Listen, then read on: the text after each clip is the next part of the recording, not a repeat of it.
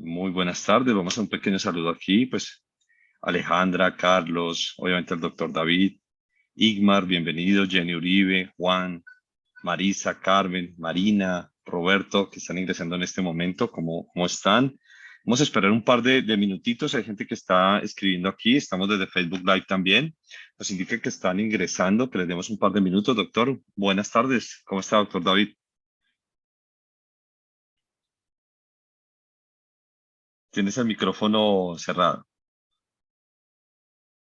Espérate a ver si es que está de alguna manera no te está dejando. Déjame ver un segundito. A ver, ahí, doctor, por favor. Está, perfecto. Bueno, bien, ¿me Ahora. escuchan bien? Sí, te escuchamos súper bien. Perfecto. Esperamos entonces que... Esperemos unos segunditos, ya están entrando más personas, 2 minutitos nada más para que empecemos. Con mucho gusto. Ok, doctor, ¿se ve bien la pantalla? Sí, sí, perfecto, está muy bien, sí, la presentación. Listo, doctor. Yo voy a apoyarlo entonces para que usted me indique en qué momento quiere que avancemos y bueno, vamos a hacer algunas preguntas. Hay muchas preguntas desde el formulario de ingreso, gente que se escribió aquí en la clínica en el formulario de la clínica para poder estar en el webinar. Y pues bueno, vamos a Perfecto, tratar de resolverlas todas, doctor, en la medida que se pueda, ¿no? con mucho gusto, claro que sí. Ok, esperemos 2 minutitos más y empezamos.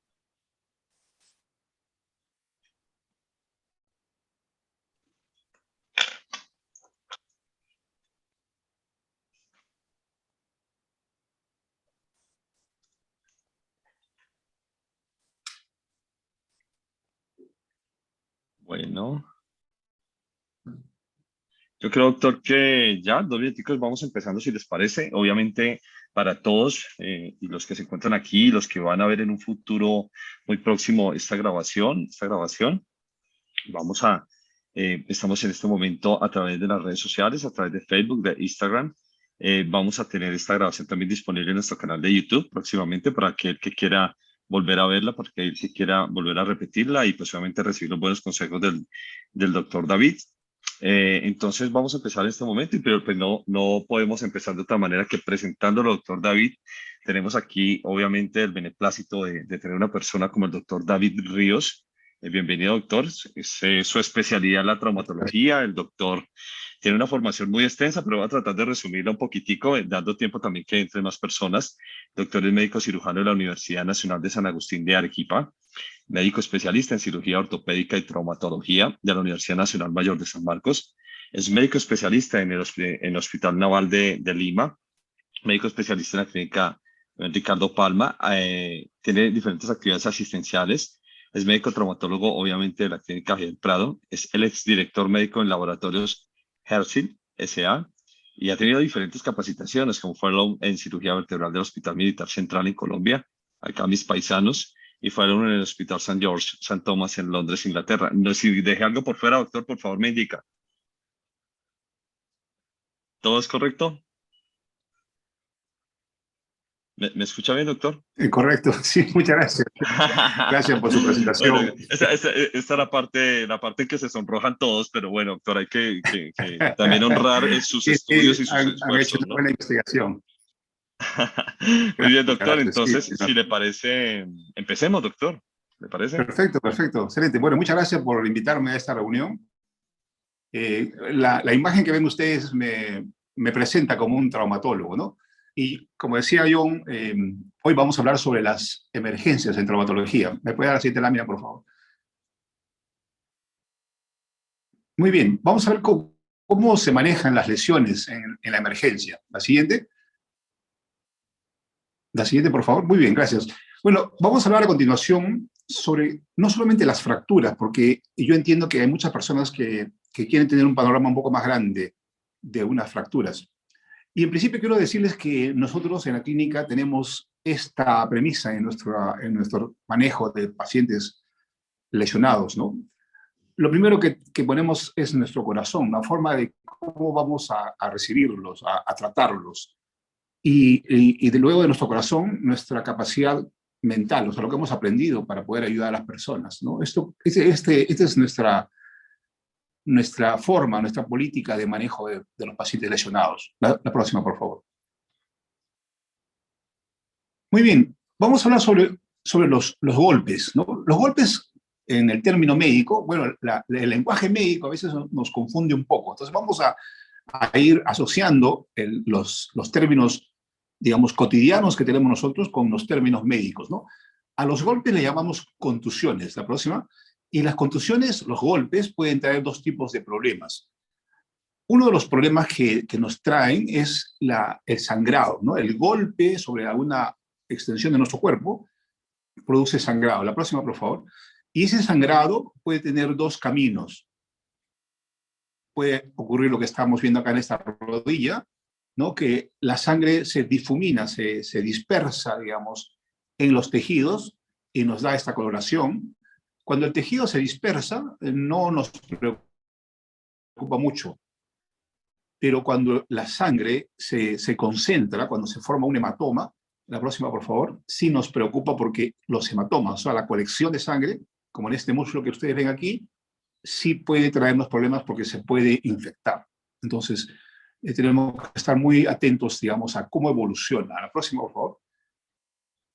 Muy bien, vamos a hablar ahora sobre los esguinces, ¿no? Los esguinces son llamados también torceduras. Perdón, doctor, quiero hacer una pregunta, disculpe que aquí lo voy a interrumpir mucho, así que perdóname, Claro, como buen claro. colombiano Adelante, voy a estar interrumpiendo porque me generan muchas dudas. O sea, por ejemplo, ¿qué hacer cuando uno se golpea?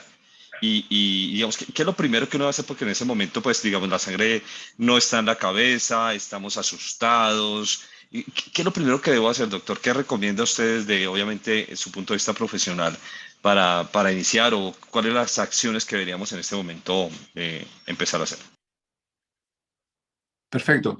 Cuando tenemos golpes o contusiones sin heridas, lo primero debemos hacer es conseguir una bolsa con agua fría, ¿no? A veces tentamos en usar el hielo, pero el hielo es muy agresivo, ¿no? Además, el hielo es rígido. En cambio, el agua helada se puede acomodar a nuestros tejidos, ¿no? Podemos buscar una bolsa con agua helada y colocarla en la zona del golpe, ¿no? El frío hace que no se produzca una inflamación tan importante.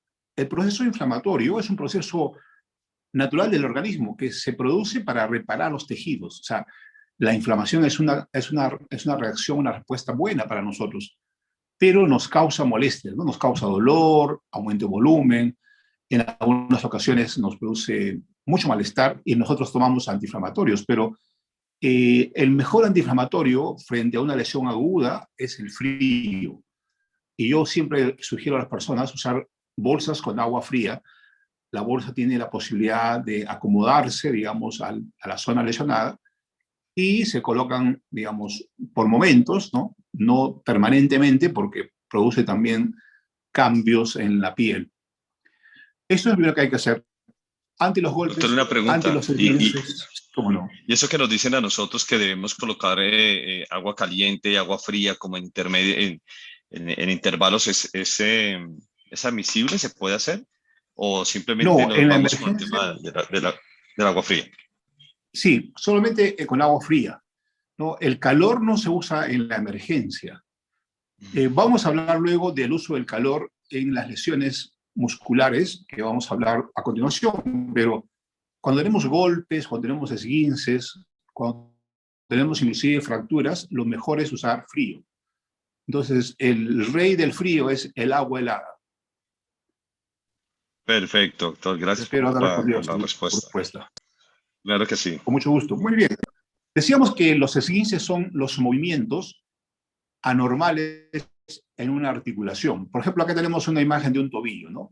Como ustedes saben, el tobillo permite que el pie vaya adelante y atrás, o sea, no se va de costado. Y si uno, por ejemplo, pisa mal, pisa una piedra o un piso irregular, el tobillo va a tomar este movimiento y eso genera un problema. La siguiente, por favor. Este problema puede generar una lesión de los ligamentos, como vemos acá en esta imagen. A propósito, los ligamentos son como unas telas que amarran los huesos. Los huesos están en su sitio, uno por su forma y dos porque están amarrados por los ligamentos. Entonces, si yo hago un movimiento, como ven ustedes en la imagen, en una dirección que no es lo correcta, que no es correcta, el ligamento empieza a estirarse y como cualquier otro tejido empieza a romperse. Y ese es un esguince, es una lesión de los ligamentos. No se ven en las radiografías. Pedimos las radiografías para descartar una fractura o para descartar que el ligamento abulsione, arranque el hueso en el lugar donde está inserto. Entonces, este es un esguince, ¿no? Claro, el ejemplo que hemos puesto es más frecuente el tobillo, pero se puede producir en cualquier parte de nuestro organismo, inclusive la columna vertebral. La siguiente. Ahí pasó, doctor, algo parecido, no sé, bueno, a los amantes del fútbol, lo que sucedió hace un pocos días con Neymar, ¿no? No sé si Exactamente, supo claro. algo de ellos. Creo que fue un esguince de su tobillo izquierdo, ¿no? Y tuvo lesión de ligamentos. Probablemente tiene Exactamente. 6 a 8 semanas. Doctor, una pregunta. Eso es, uno a veces dice, bueno, obviamente son jugadores élite, son personas que están digamos, en otro nivel y por supuesto en su labor profesional están expuestos a estos riesgos. Sin embargo, uno ve que uno se torce el tobillo y dura 4 meses con dolor o algo así. Y ellos, digamos, por lo que estábamos leyendo hace poco con algunas personas, veíamos que simplemente en 6 a 8 semanas va a estar recuperado y va a poder volver a jugar. ¿Eso es así de rápido, doctor? ¿Qué sucede en esos casos? Claro, exactamente. Depende, en principio, de qué grado de lesión sea el esguince, ¿no? Para ser prácticos, yo resumo, digamos, las lesiones en lesiones leves, lesiones moderadas y lesiones severas. Las lesiones leves son aquellas que solo producen dolor. Se hincha el tobillo, produce dolor, pero no hay más que eso. Las lesiones moderadas, se hincha el tobillo, duele y se pone morado. O sea, aparece una coloración, como vamos a ver en la siguiente lámina, y esto ya le da el nombre de ser una lesión moderada, como en la imagen. Y el esguince grave es aquel donde a veces inclusive se luxa, o sea, se sale de su sitio la articulación. Volvamos a la pregunta. Si yo tengo, por ejemplo, un esguince moderado como la imagen, y yo tengo que ponerle una inmovilización, o sea, tengo que ponerle un yeso, puedo ponerle un yeso tubular o puedo ponerle un yeso plano, o sea, una tabla de yeso, una férula de yeso. Y eso me ayuda a que el cuerpo lo pueda reparar en la posición adecuada y pueda recuperarse lo más antes posible. Porque si yo no inmovilizo el tobillo, en este caso, el cuerpo se va a edematizar, o sea, va a haber aumento de volumen. El aumento de volumen es una reacción natural del cuerpo, del organismo, de la naturaleza, de Dios, como queramos llamarle, que al hincharse, o sea, al aumentar de volumen, inmoviliza el segmento. Obviamente, si se hincha mucho, si está muy aumentado de volumen, va a producir más molestias. Puede inclusive producir lesiones en la piel. Entonces, por eso es que yo tengo que inmovilizar el segmento. Cuando yo inmovilizo el segmento adecuadamente, el tiempo de recuperación de ese esguince va a ser menor. Si yo, por ejemplo, a un esguince moderado como el que vemos en esta imagen, yo le permito caminar al paciente, el paciente va a curarse en algún momento, pero probablemente en mucho tiempo. Si yo le pongo un yeso al paciente, lo inmovilizo, entonces estoy haciendo que el cuerpo se cure más rápido y se pueda recuperar más rápido. Evidentemente, los médicos de Neymar lo quieren pronto en el estadio y Por lo tienen supuesto. inmovilizado. Pero eso a futuro le puede afectar, por ejemplo, puede afectar cuando uno no se cuida la lesión en los tiempos indicados, como en este caso, bueno, no sé si obviamente por un tema profesional o de otro tipo, pero que quieren que vuelvan rápidamente a jugar, por lo menos en el caso de Neymar, o sea, contando un poquitico, haciendo obviamente las debidas distancias en este caso.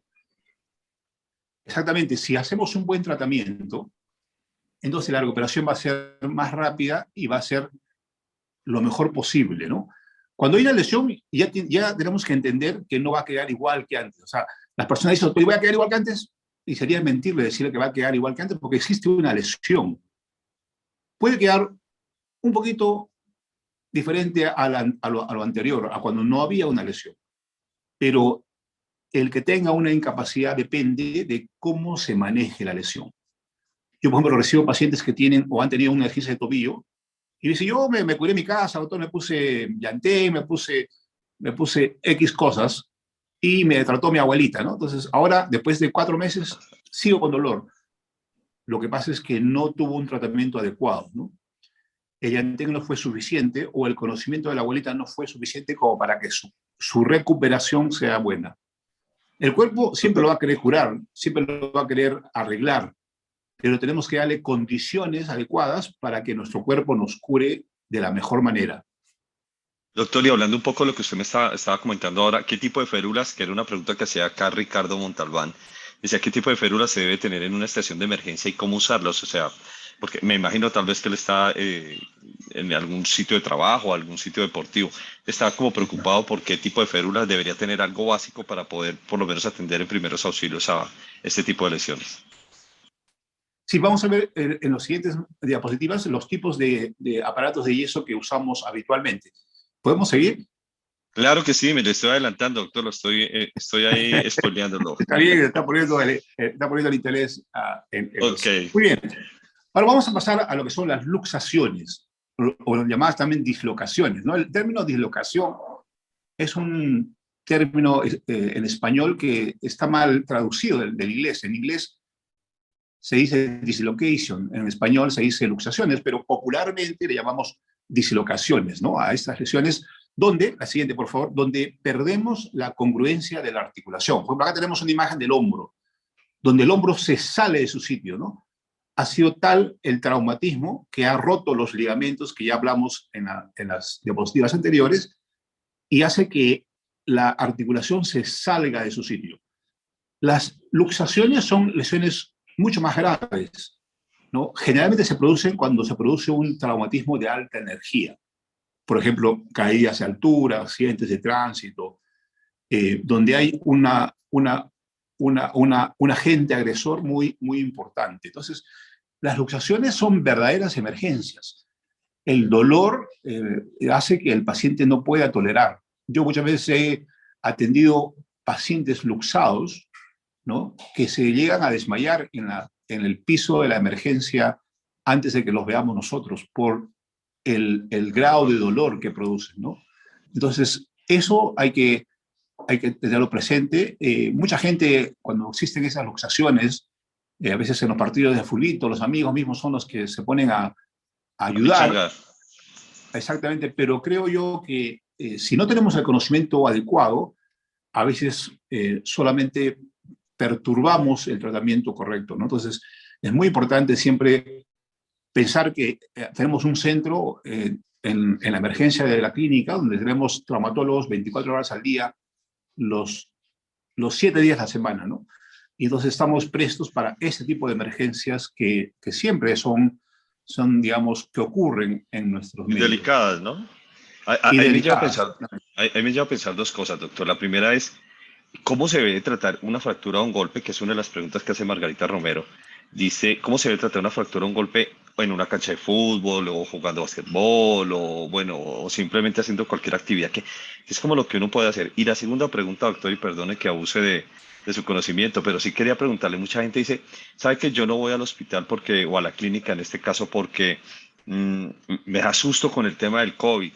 Y yo estaba en sus instalaciones y me di cuenta, y por favor corríjame usted, que primero que todo el manejo es espectacular, es muy bueno y que, digamos, si existe este tipo de tratamientos o personas con algún riesgo entran por otro lado y están como aisladas, ¿no? Doctor, pues cuéntame un poquito más usted, doctor, que está en el día a día. Sí, perfecto. Bueno, en la clínica tenemos un especial cuidado por todas las personas, ¿no? En principio por nuestros huéspedes, ¿no? Hacemos que las personas que nos visitan estén cuidadas, hacemos que nuestros compañeros de trabajo, ¿no? Las enfermeras, los vigilantes también estén cuidados y obviamente también nosotros como médicos, ¿no? O como enfermeros. En la clínica hay digamos, hay un lugar exclusivo para pacientes que tienen, por ejemplo, COVID, que está apartado del lugar donde atendemos a los pacientes que no tienen COVID. Por otro lado, seguimos todas las medidas que podemos para poder evitar el contagio, no solamente del COVID, sino de otras enfermedades con las que siempre estamos en contacto, por ejemplo, hepatitis, ¿no? Por ejemplo, otros resfríos, etcétera, etcétera. Entonces, a veces este cuidado que tenemos para las personas, a veces nos hacen como temerosos, ¿no? O sea, las personas tienen un poco de temor, ¿no? Por la forma como actuamos, pero actuamos de esa manera para cuidarnos, para cuidar al huésped, a la persona que nos visita y para cuidarnos también nosotros.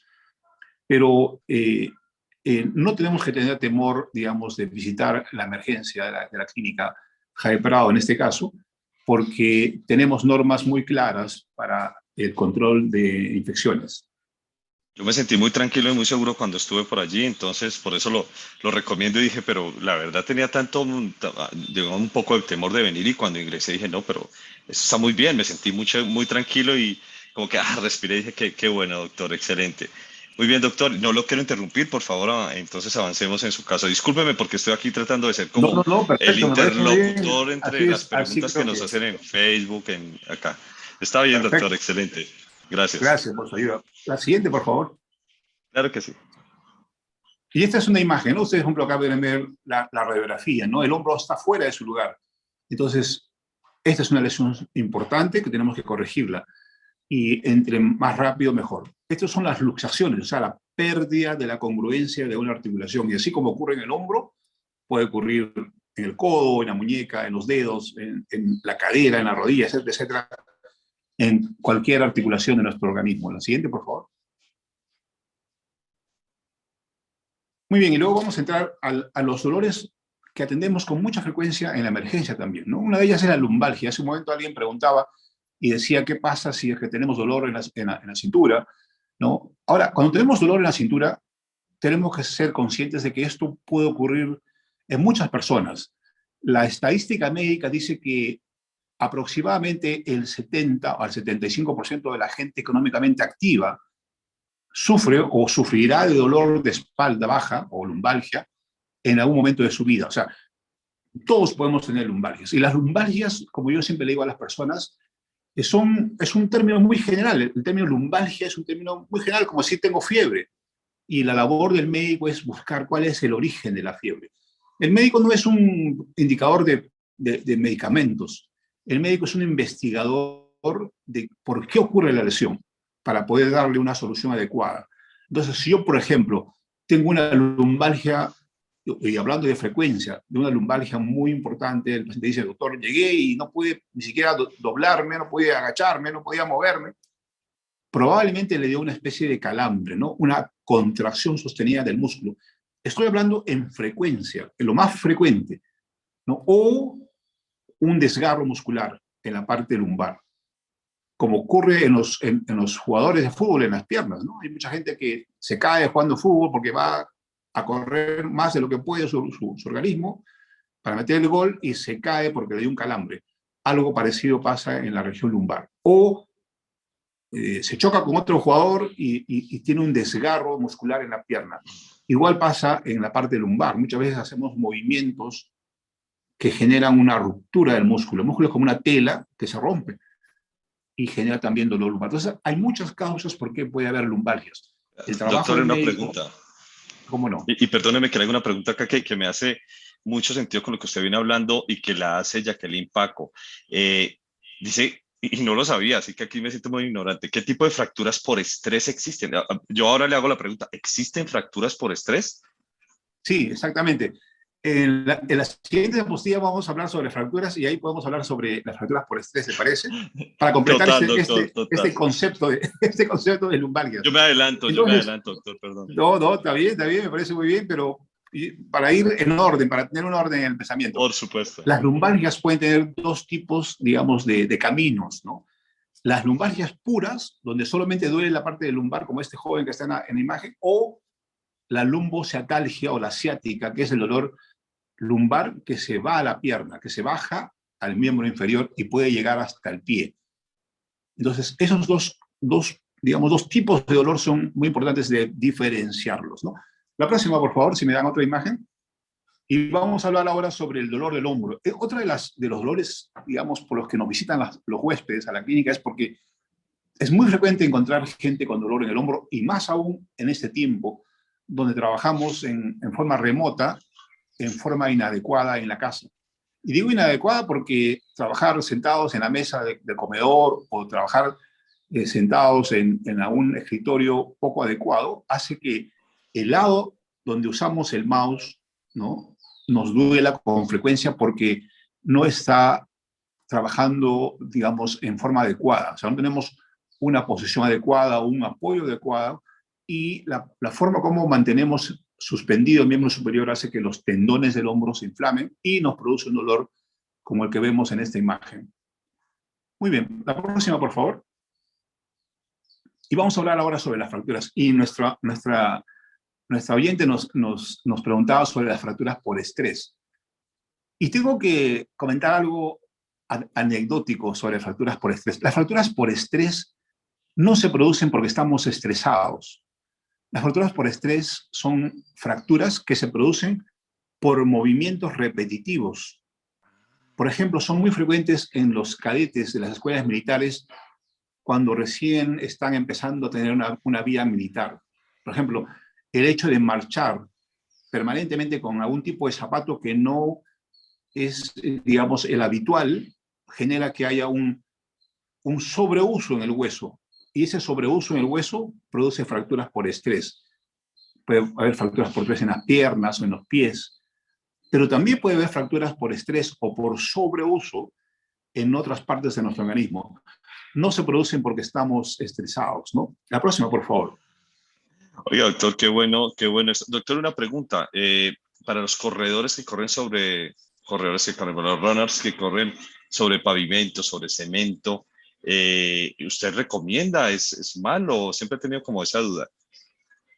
Sí, eso es otro grupo en el que también existen fracturas por estrés, ¿no? Los corredores de largos tramos, ¿no es cierto? Y que no utilizan un zapato adecuado.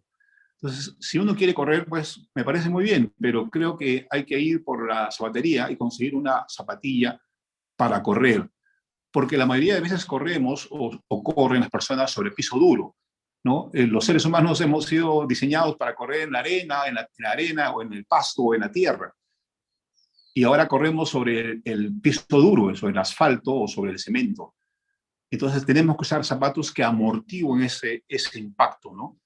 Entonces es muy importante siempre utilizar zapatillas para correr, que son diferentes a las zapatillas para jugar fútbol o diferentes a las zapatillas para jugar básquetbol o algún otro deporte. Totalmente de acuerdo. La próxima, por favor. Fracturas de cadera. Muy bien. Una de las lesiones que siempre conmueven a la familia es cuando alguien se fractura la cadera, cuando la abuelita se fractura la cadera, cuando la mamá se fractura la cadera. ¿Por qué hablo de mujeres?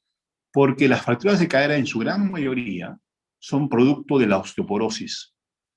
Y la osteoporosis se produce porque los estrógenos en algún momento de la vida abandonan a la mujer y la mujer no se llega a proteger, digamos. Y entonces empieza la pérdida de la calidad del hueso. Yo siempre le explico a las personas que el hueso es como un ladrillo de un edificio.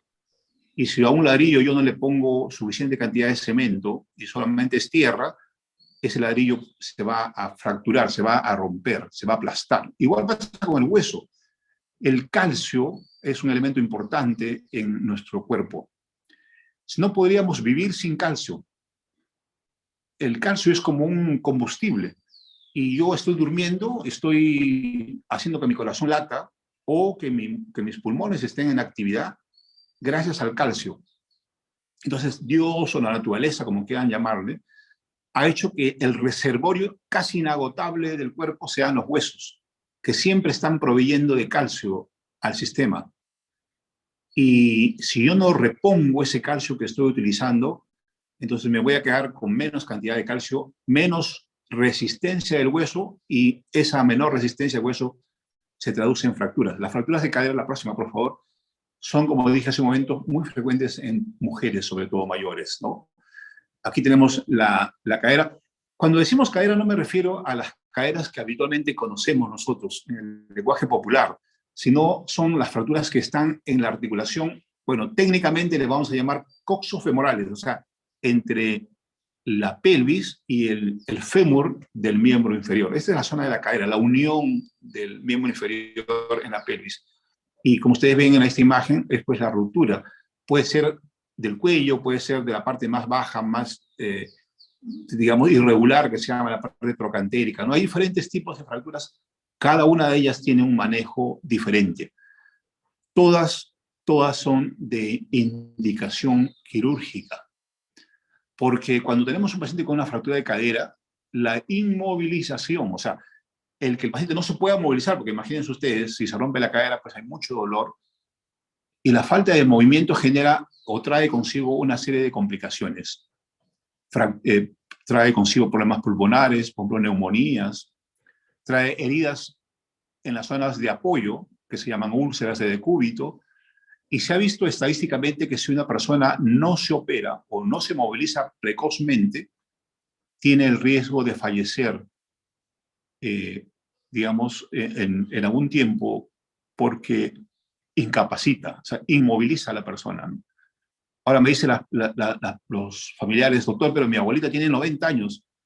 Y le digo, bueno, inclusive los pacientes de 100 años deberían operarse para movilizarlos rápidamente y evitar las complicaciones, porque las complicaciones son lo que mata al paciente, ¿no? No la fractura. La fractura es el desencadenante de toda esta cascada de complicaciones. La próxima, por favor.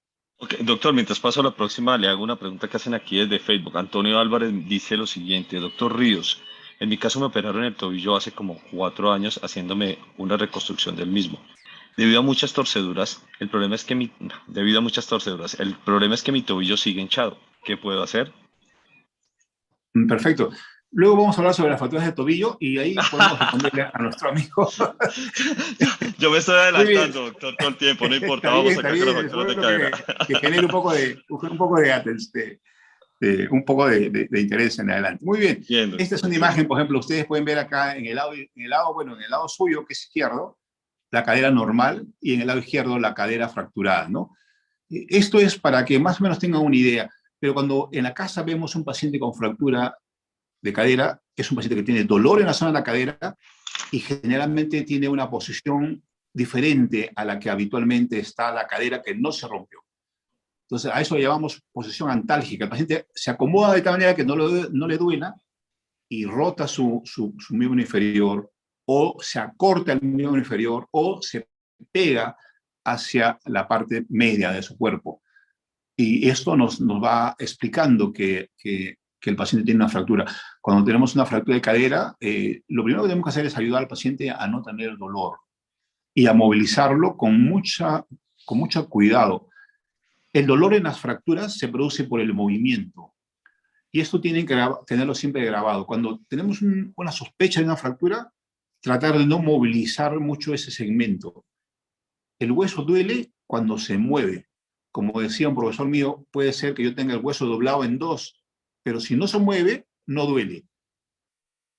Y si es que le damos al paciente un cuidado tal de que no se movilice mucho, que no haya mucho movimiento, el paciente va a estar agradecido. Muy bien, la próxima, por favor. Muy bien, ahora vamos a hablar sobre las fracturas de muñeca. Otro de los segmentos frecuentes en nuestro medio son las fracturas de muñeca, ¿no? Las fracturas de muñeca, bueno, tampoco son exactamente de la muñeca, ¿no? Son los huesos cercanos a la muñeca, como ustedes pueden ver aquí en esta imagen, ¿no? El hueso más grueso se llama radio, el hueso más delgadito se llama cúbito. Y las fracturas de la muñeca son generalmente en el radio, como vemos en esta imagen, y muchas de ellas les ponemos un yeso, pero algunas tenemos que operarlas. ¿Por qué? Porque existen, en términos generales, fracturas que son estables y fracturas que son inestables. Entonces, ¿qué es una fractura estable? Una fractura estable es aquella que yo la pongo en su sitio, la arreglo, y el hueso se queda ahí, no se mueva. Entonces yo le pongo un yesito para que se pegue ahí y no hay necesidad de operar. Pero si yo tengo una fractura que la pongo en su sitio y en poco momento se sale de su sitio, quiere decir que es una fractura inestable. Y la única manera de ponerla en su sitio y dejarla ahí es operarla. La siguiente, por favor. Como en este caso, en esta muñeca, bueno, podemos ponerle, como dije hace un momento, un yeso circular, ¿no? El famoso yeso circular, ¿no? Al que podemos pintar, hacer dibujos, ¿no? Poner te quiero mucho, recupérate pronto, etcétera, etcétera. Y la tabla de yeso, que también es un aparato de yeso, pero como ustedes pueden ver es parcial, ¿no? Y se utiliza, por ejemplo, en segmentos que están muy hinchados. Se utiliza en niños, por ejemplo, yo en niños pongo férulas porque sacarle un yeso a un paciente es difícil. Más aún, digamos, si es que es un niño, ¿no? Porque no entiende de que los aparatos que usamos no le van a producir daño. Entonces, utilizamos férulas, por ejemplo, en niños, en muchas lesiones, ¿no? En pacientes que tienen un edema muy grande o después de las cirugías, por ejemplo, ¿no? La siguiente, por favor. Y en fracturas como la que hemos mostrado hace un momento, podemos ponerles, por ejemplo, unas placas y tornillos que estabilizan el segmento lesionado. Como dije hace un momento, la indicación de operar o no operar depende de la forma como sean las fracturas. Hay fracturas para yesos, hay fracturas para cirugías. Y eso solamente lo puede determinar el especialista, ¿no? La siguiente, por favor. Doctor, una pregunta. ¿Estos aparatos, estos dispositivos permanecen durante toda la vida del paciente o en algún momento se retiran? No, por lo general quedan ahí para toda la vida, ¿no? Solamente se retiran si es que los aparatos se sueltan o si es que el aparato genera algún problema. Por lo general, esos casos son muy raros y yo les digo al paciente, se quedan para toda la vida ahí, ¿no? Porque sacarlos, podemos sacarlos, pero es producir otro traumatismo adicional a nuestro cuerpo, Sí, ¿no? sí. La Total. mayoría son materiales biológicamente inertes, ¿no? Son hechos de acero, un acero especial que se llama acero 316 o de titanio, ¿no? También existen de otros materiales, pero, por ejemplo, hay materiales que son parecidos al hueso ahora, ¿no? Por ejemplo, se llaman PET, ¿no?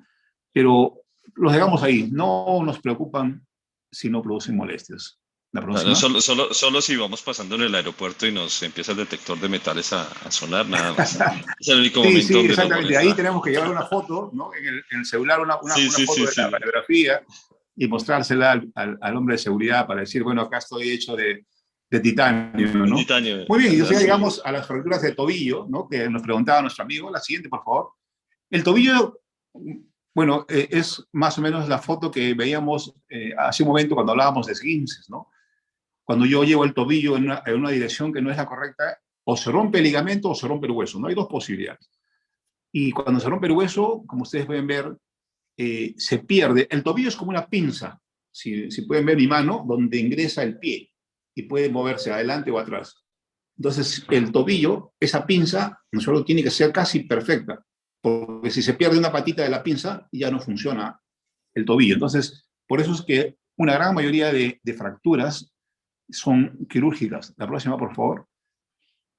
Y cuando no se trata adecuadamente, ¿no? Como en este caso, ¿no? Tenemos una fractura del peroné, que es el hueso delgadito, y del maleolo, le llamamos así, a esta punta que tiene el hueso gordo, que se llama tibia, donde hemos colocado un tornillo, ¿no? Como ustedes ven en la imagen, y en el peroné hemos puesto una placa con tornillos. ¿Para qué? Para volver a sincronizar, digamos, esa pinza, que permite que el pie, que está abajo, se mueva dentro de su cavidad adecuada, ¿no? De su cavidad normal. Muchas veces, como probablemente lo que pasa con nuestro amigo, no se llega digamos, a acomodar al tobillo en la posición que necesita el pie. Y eso puede generar muchas veces, ¿no es cierto?, eh, aumento de volumen, ¿no? Dolor, ¿no? Crónicos, porque no se llega a normalizar la biomecánica del tobillo, ¿no? Doctor, él también dice aquí, nos puso que también está en sobrepeso. Eso también no le ayuda mucho, según tengo entendido, ¿no? También, claro, el sobrepeso también puede influenciar, aunque yo diría que el sobrepeso, porque se va consiguiendo poco a poco, ¿no? El cuerpo se va adaptando, o sea, no es exactamente una causal de por qué hay una alteración. Si yo, por ejemplo, de pronto, digamos, me pongo, por ejemplo, a cargar bolsas de cemento, ¿no? Por ejemplo. Entonces, si de pronto hago eso, sí, mi cuerpo, digamos, ve que algo no está normalmente trabajando. Pero si yo voy subiendo de peso en forma progresiva, ¿no? Durante la pandemia he conseguido 10 kilos más, ¿no? Ha sido un aumento progresivo y mi cuerpo se va adaptando, ¿no? Entonces, muchas veces decimos, no, está muy gordo. Bueno, sí, está muy gordo. Puede tener problemas en el tobillo o en la rodilla, pero las molestias son también así, en forma larvada, ¿no? Crónica, ¿no? Y no, digamos, de manera aguda, ¿no? Y hablando de eso un poco, doctor, hay muchas personas que sufren de bueno, diferentes situaciones en sus rodillas. Y lo que he escuchado recurrentemente es que no se quieren operar, pues dicen que uno, la operación es dolorosa, cualquier tipo de operación, o esa es, digamos, la leyenda urbana, y dos, que nunca quedan igual, como usted lo explicaba al principio, claramente hay una lesión y no vas a quedar igual, pero digamos que vas a tener una mejoría con respecto a lo que tienes en este momento con la lesión. ¿Qué opina usted, doctor? ¿Cuál es su vista, tu punto de vista profesional? Sí, gracias. Gracias por recalcar este punto. Mire, aquí usted dijo una palabra muy, muy importante. Las personas siempre queremos volver a ser como antes, ¿no? Y muchas veces yo he visto personas que me preguntan, me dicen, doctor, ¿y cómo va a quedar? ¿Va a quedar igual que antes? Y yo soy muy honesto. O sea, una de las cosas que yo trato de ser, de ser, digamos, la entrevista médica es ser honesto. Y por ser honesto he perdido muchos pacientes también. Porque si alguien viene a la emergencia y yo le digo, mire señor, probablemente no va a quedar exactamente igual como antes de la lesión. Y eso hace que el paciente o la familia digan, bueno, pero busquemos otro médico que nos va a decir que sí va a quedar como Pero antes, como ¿no? que vine. Sí. Exactamente, entonces muchas veces piden su alta voluntaria y se van a otro sitio, ¿no? Y después yo me entero, porque el mundo traumatológico es pequeño, que ese paciente no quedó como antes, porque así es, lamentablemente, ¿no? O sea, si yo tengo una luna del carro que se rompió, por más que yo la arregle, va a quedar siempre mal la luna. Tengo que cambiar la luna, pero yo tendría que cambiar, digamos, el tobillo, por ejemplo, ¿no? Y no es posible, ¿no?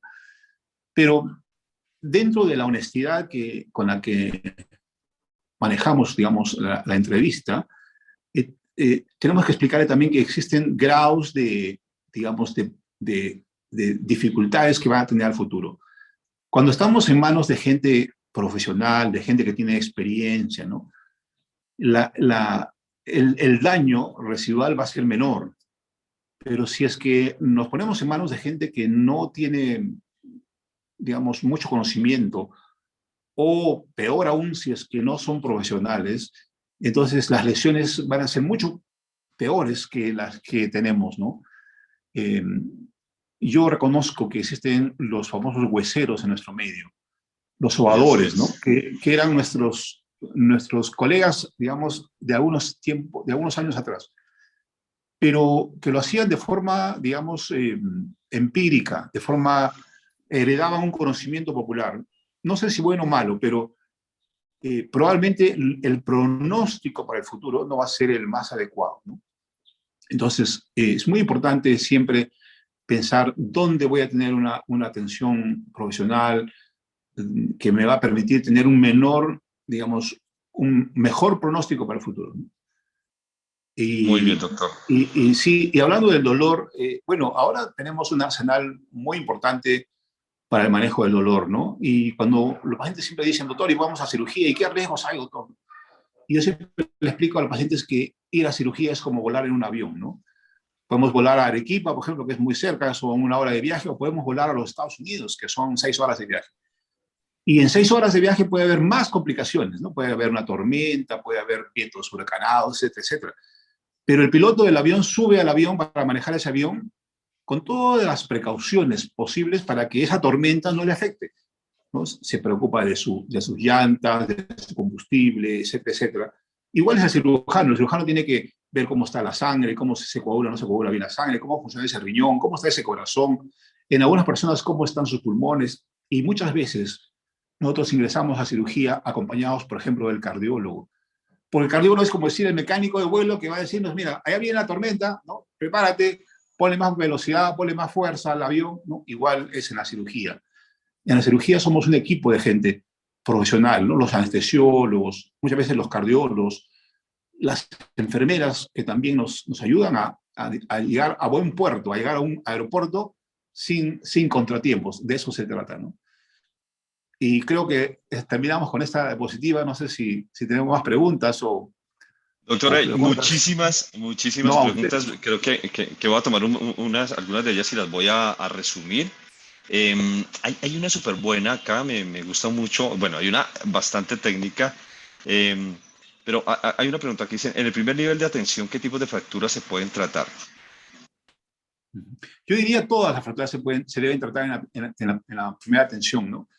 Y tenemos que, primero, como dije hace un momento, tenemos que empezar trabajando con el corazón y después con nuestra mente, ¿no? Tenemos que darle al paciente, tenemos que darle la confianza suficiente, tenemos que hacer que él entienda que vamos a ayudarlo, ¿no?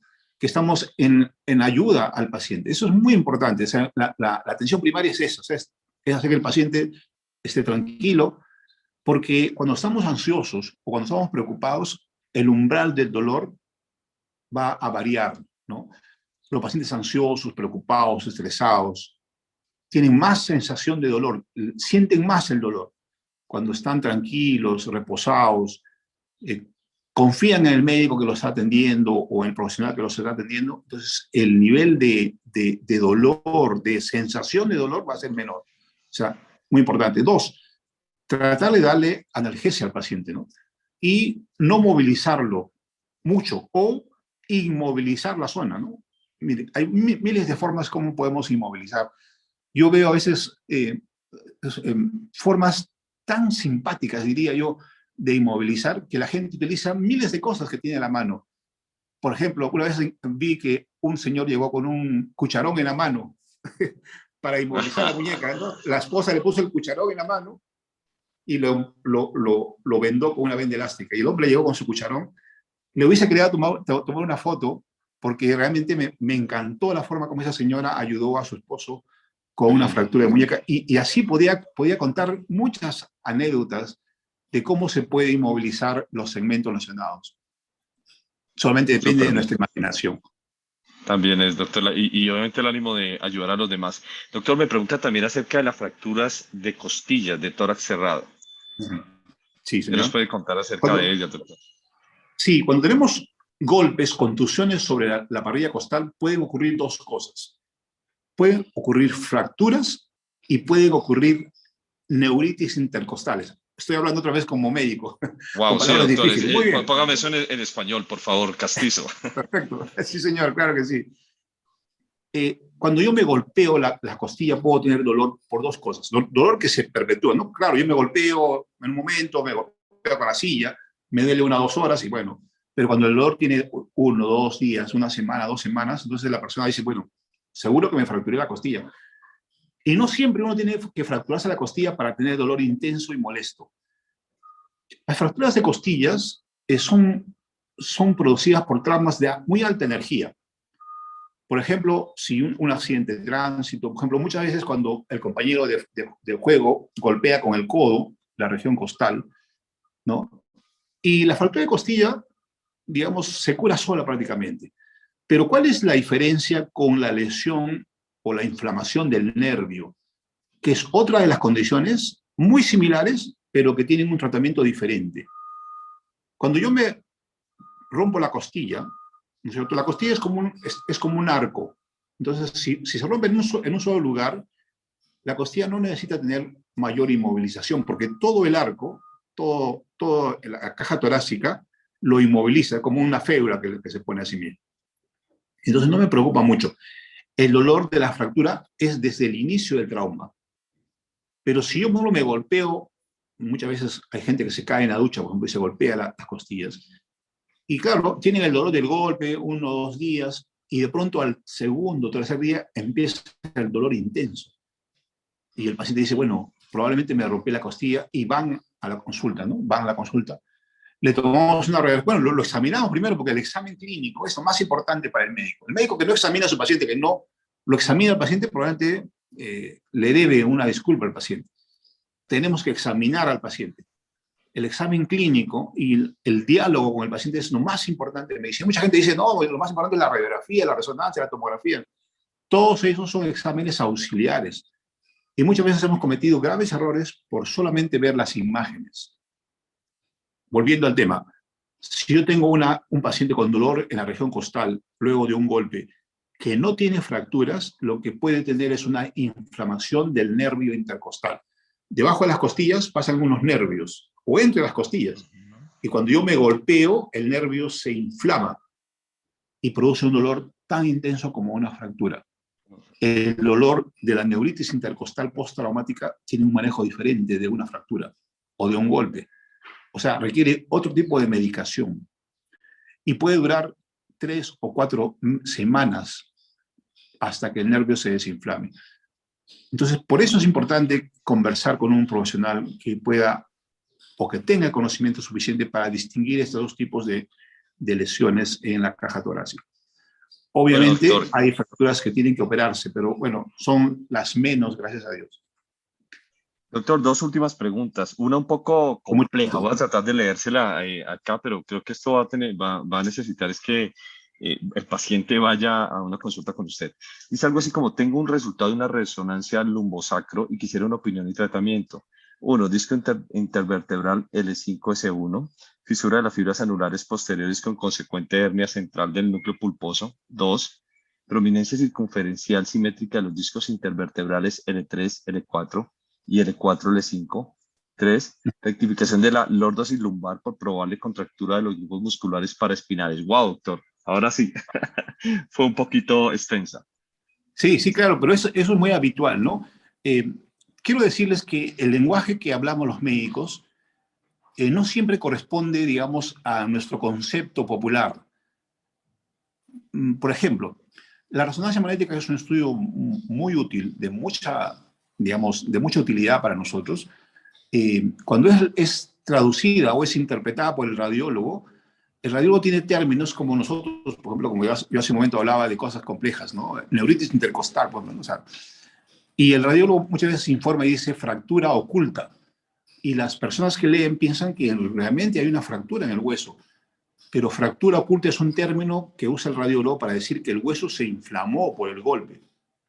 Sin fractura, o sea, sin la fractura, sin el concepto que nosotros habitualmente conocemos. 2. Muchas veces el radiólogo dice hernia de disco y las personas van preocupadas a la consulta y dicen, doctor, no me quiero operar. Las hernias de disco no necesariamente se tienen que operar, digamos, en la traducción del radiólogo, ¿no? Cuando el radiólogo dice hernia lumbar L5, S1, no le tengan temor. Es una forma de interpretar la lesión de parte del radiólogo, ¿no? Entonces, por eso tiene que visitar al especialista, ¿no? Al traumatólogo especialista en cirugía de columna o al neurocirujano especialista en cirugía de columna para que él pueda orientarlo y usted pueda alejar los temores que tiene, porque ya el hecho de leer que tiene una hernia, en realidad probablemente no le permite dormir bien y está preocupado. Sí, ¿Cuándo claro, operamos doctor. una hernia de disco? Operamos cuando el dolor es incontrolable, cuando usted viene a emergencia y le damos analgesia y no puede controlar el dolor, lo hospitalizamos, le damos medicación y no se controla el dolor, hay que operar. 2, cuando usted tiene alguna alteración motora, como yo le digo, mueva su pie, levante su pie y su pie no le hace caso, se cae su pie, entonces si esto va aumentando hay que operarlo. Y 3, si usted tiene algunos cambios en los esfínteres, de fondo se le escapa la orina o no puede orinar, o la deposición. Entonces son pocos casos en los que tenemos que operar al paciente, pero esa decisión la tiene que dar un médico que esté entrenado, que tenga el conocimiento, el expertise suficiente para poder ayudarlo. Porque no todos los médicos, yo, por ejemplo, yo no sé mucho de cardiología, ¿no? Yo con ajustes le indicaría que coma anticuchos cuando tenga un problema del corazón, pero así como es mi ignorancia en cardiología, muchos médicos también son ignorantes, entre comillas, en las lesiones de cada especialista, ¿no? Cada especialista tiene información porque la información es tan grande que no podemos saber todo. Por eso es que los No, médicos claro. nos hemos ido especializando, porque nos dedicamos a la información que manejamos en esa especialidad, ¿no? Doctor, y si esa hernia, perdón que están aquí preguntando un poquitico, si la hernia es generada por sobrepeso, ¿la operan? ¿O tienen que esperar que el paciente baje a un peso indicado, por ejemplo?